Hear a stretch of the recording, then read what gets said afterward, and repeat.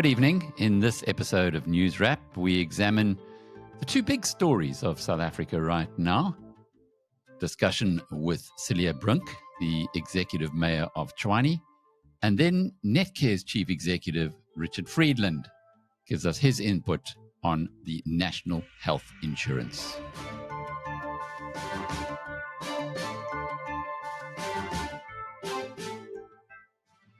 Also coming up in tonight's show, we'll be tapping into Rob Hersov, Songezo Zibi, Athol Trollip, and of course, Neil de Beer.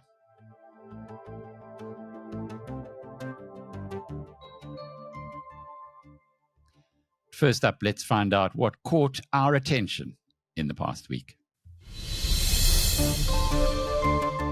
In the news headlines this week, constitutionalists and those who want a different South Africa joined battle today in the Western Cape High Court, where the Democratic Alliance, Freedom Under Law, and the Council for the Advancement of the South African Constitution are challenging the appointment of the MK's John Hlophe to the Judicial Services Commission. Hlophe was impeached after a 16-year court battle. His appointment to the JSC would give him a say in appointing and overseeing judges. Here's the DA's Helen Ziller. The writers of our Constitution could never have envisaged a situation where a judge impeached for gross misconduct could be designated by the Parliament of South Africa to select judges to sit in our courts. That is a profound conflict of interests. We have to make sure that people on the Judicial Service Commission that pick judges are all fit and proper people who are above reproach. Worrying times for the Eastern Cape after news that Volkswagen is in deep trouble and taking the unprecedented step of closing manufacturing plants in Germany. Its South African operation, based in Kariga, or formerly Uitenhage, provides employment to an estimated 45,000 people, both directly and through its supplier network and related industries. Here's the latest on VW from our partners at the Financial Times in London. Volkswagen, like many other car makers in Europe, have struggled with lower demand, especially for electric vehicles. On top of that, a lot of people are struggling economically right now and are not buying cars. And Volkswagen already last year announced that it wanted to save 10 billion euros by 2026. This week, Volkswagen's management are saying that they're going to have to go further. That means backtracking on a promise that the company has made to its work council not to cut any jobs until 2029, and also specifically to close factories in Germany, something that the company has never done. South African President Cyril Ramaphosa and members of his cabinet, including DA leader John Steenhuisen, are in Beijing for the Forum on China-Africa Cooperation that's held every 3 years. Chinese President Xi Jinping, whose shindig attracts nearly every African leader, pledged financing worth $51 billion to the continent over the next 3 years. It will also spend hundreds of millions of dollars helping to train African armies. China is by far the continent's biggest trade partner. Investment guru Howard Marks of Oak Tree Capital believes U.S. interest rates will fall to between 3 and 4% from their current levels of almost 6%, but that they won't go back to near zero as in recent years. Marks, whose firm manages almost $200 billion in assets for clients, told a conference in Australia this morning that he expects the US Fed to start cutting interest rates later this month. The oil price has fallen to its lowest level in 15 months, with Brent crude trading at under $73 a barrel now, a drop of nearly 10% in the past week. With the rand having improved against the US dollar from 18.50 rand to $1 to 17.77 in the past month, if these trends hold, South Africans can look forward to another significant drop in the petrol price next month, that after 92 cents a litre was cut from the price earlier this week. Governance in South Africa's capital city of Tshwane appeared to take a step for the better 17 months ago when a coalition was put together between the DA, Action SA, Freedom Front Plus, and a few other smaller parties, which gave them 108 votes or seats in a 214-seat Metro Council in Tshwane. That's held together pretty well, and on the ground, things seem to be going just fine. But in the past week or so, Action SA's leader, Herman Mashaba, has come out with a statement that he doesn't like what's going on in Tshwane anymore, and indeed, he doesn't want to be in coalition with the DA anywhere. Now, this is quite a step back from somebody who in the past was very close to the Democratic Alliance and the Freedom Front Plus and other members of what was once called the Moonshot Pact. Mashaba is doing his own thing, now getting into bed with the ANC and potentially even bringing the EFF into the governance of Tshwane. I spoke today to the executive mayor, Cilliers Brink. Nobody's angry at each other at a local level. Nobody feels oppressed or, as if they don't have a seat at the decision-making table. If you have that in place, you must honor that agreement. You must honor that agreement. We tried very hard with the multi-party charter, the Moonshot Pact, to attain a majority in Gauteng, to attain a majority in Parliament. But unfortunately, the parties among us didn't get that majority. It was never a coalition agreement that was perfected, a government that was formed. And the difference is in Tshwane, we have a coalition agreement with a majority, with a program of action. Why would you renege from that? And if you do, you better have a good explanation to the people who have been affected. On to the other big story of the moment, South Africa's proposed national health insurance. It's being widely condemned as a good thing to get people more healthy, but do it in a way that you don't bankrupt the country in the process. To implement NHI as it's currently being structured is going to cost 500 billion rand. Think for a moment, VAT going from 15% to 21%, because someone's going to have to pay for this. Richard Friedland is the chief executive of Netcare. He's a medical doctor, and he's got a very good handle on exactly what's going on in the healthcare industry. He agrees that South Africa needs to find a way to restructure the current situation. And he made the point to the hospital associations of South Africa earlier this week in a speech that he gave that actually we've got the solution. It was part of ANC policy way back at the time when Madiba was our president. I caught up with him this week for more insight. And I want to contextualize it in the fact that I think we all recognize healthcare is in crisis in our country. And we're at the crossroads at a very pivotal time in terms of healthcare delivery and access. And the debate is, as you say, very polarized. We've got to put an end to the divisive rhetoric that has characterized the debate and the polarization of either NHI or no NHI. And what we're suggesting is a middle ground, a return to, a reform that was suggested, in fact, was part of ANC policy in 1994, was also part of government policy in 1997, and was contemplated when the Medical Schemes Act was put together in 1998, but never fully implemented.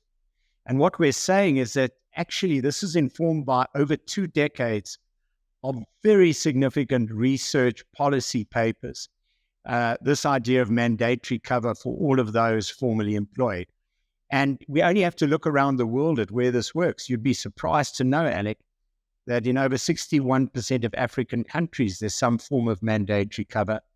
There's mandatory cover in China, in Japan, and many Asian countries, in Latin America and the Caribbean, and in Europe. And we think that this is a viable solution.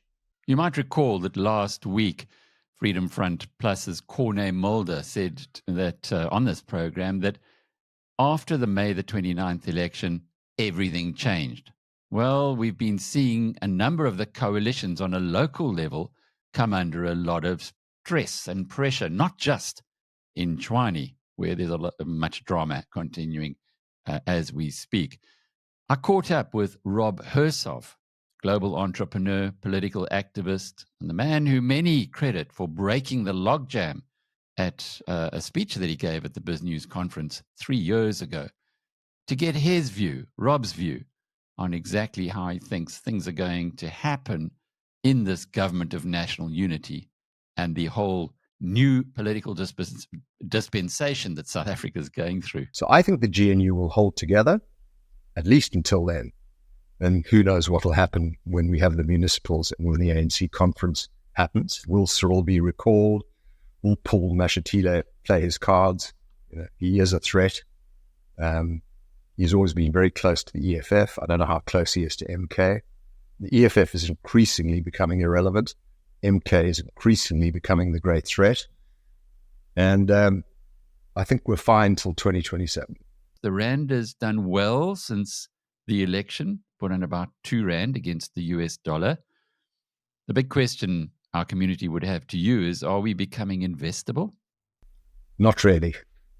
I think the investability of South Africa is still dictated by the political realities. And, the government, the real levers of power on ideology are still held by the ANC, which is a, leftist, quasi-socialist, patronage-based, cadre-based, mafia-type organization. I don't think the ANC is going to survive, by the way. I think, in 5 years' time, the ANC will have disintegrated or fragmented into smaller pieces. It doesn't speak with one voice. They have no idea at their conferences what they actually represent. And they still have COSATU and the Communist Party as part of the ANC. It is moronic in this day and age to still have a Communist Party. Former editor and corporate executive Songezo Zibi has taken pretty well to the political scene. He is the leader and founder of Rise Mzansi. They were well funded by people who know where they can get a return on investment in their money. That includes the Oppenheimer family, and in particular, Harry's granddaughter, Rebecca, who's given them 15 million Rand at each period where you were allowed to contribute to political parties. I caught up with Songezo this week to find out about his life and what Rise Mzansi is intending to do with its parliamentary seats and indeed its position in some pretty serious portfolios, including his, where he looks after the chairmanship of the Portfolio Committee on State Spending. But he's got bigger things on his mind. This man is looking to make some significant changes in politics, to be part of the solution. Here's Songezo. You need consolidation of political parties so that you don't have 13 political parties being part of a council, but 5 or 6. And we are actively talking to other political parties ourselves about consolidating ahead of 2026 and 2029 so that South Africans have sort of fewer choices, but good people within those environments. Sure, that's a big statement. Who are you talking to? So we've actually started working with Good. So one of our guys is a Good counselor. Now, so we've started a sort of a dual membership conversation. We're talking to Musi, we're talking to Action SA, and so on, to Bossa. Let me not say Musi, but Musi and I sit next to each other in Parliament. And we've had this conversation where we said, hey, listen, let's talk about how we cooperate in 2026 and 2029. We don't need to cannibalize one another's supporters, areas. Let's try and put the best foot forward. Action SA are in that game. We are in that conversation as well. We're not going to rush anything, but we think consolidation is important for the future, and we are going to do it in good faith. The scandal around South Africa's Justice Minister, Thembi Simelane, just won't go away, and not surprisingly so. VBS, which was once a building society, then became a bank. It was plundered to oblivion. It has emerged as a huge scandal for a number of politicians. We've heard all about the problems that have beset certain members of the EFF who are accused of taking handouts from the corrupt group who were running VBS to provide some kind of protection, as it were.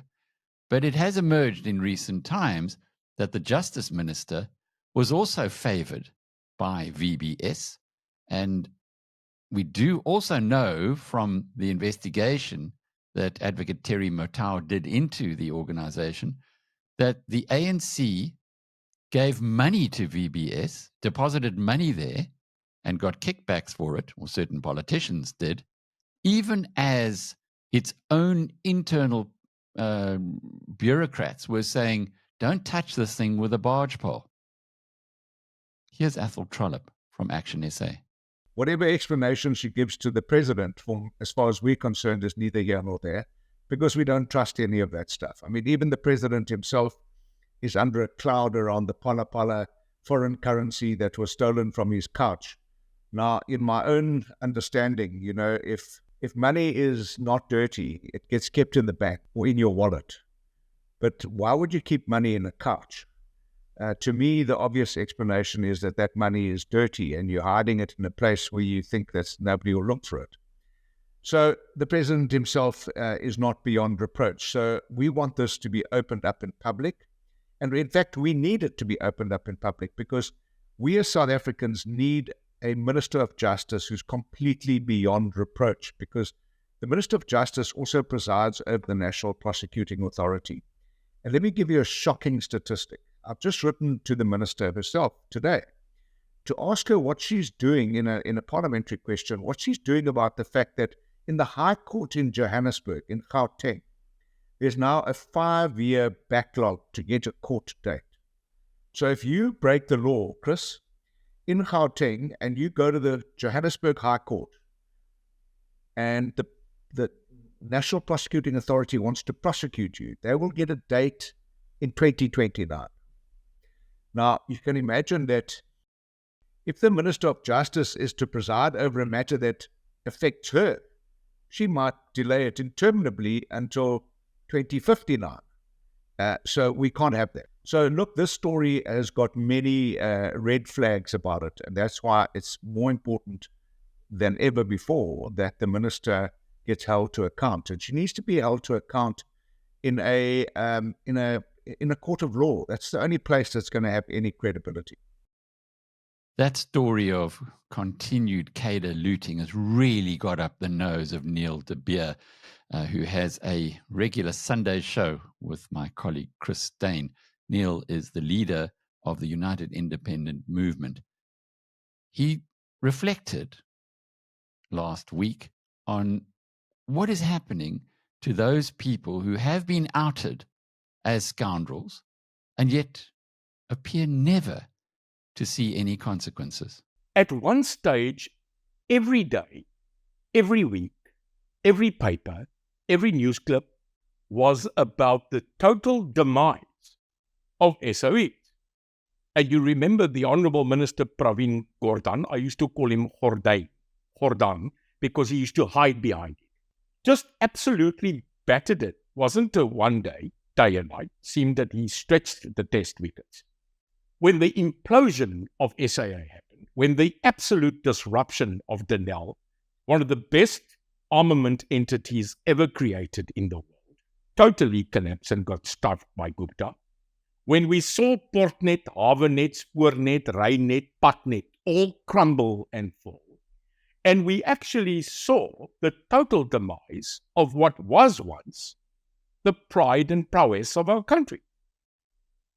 Suddenly there were now scenarios of we are selling SAA, we are now going to look and revamp Denel, we are going to try and save the harbours and the ports.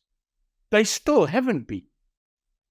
The total eradication of the Eskom structure was for once, as you will remember, the biggest irk of this country.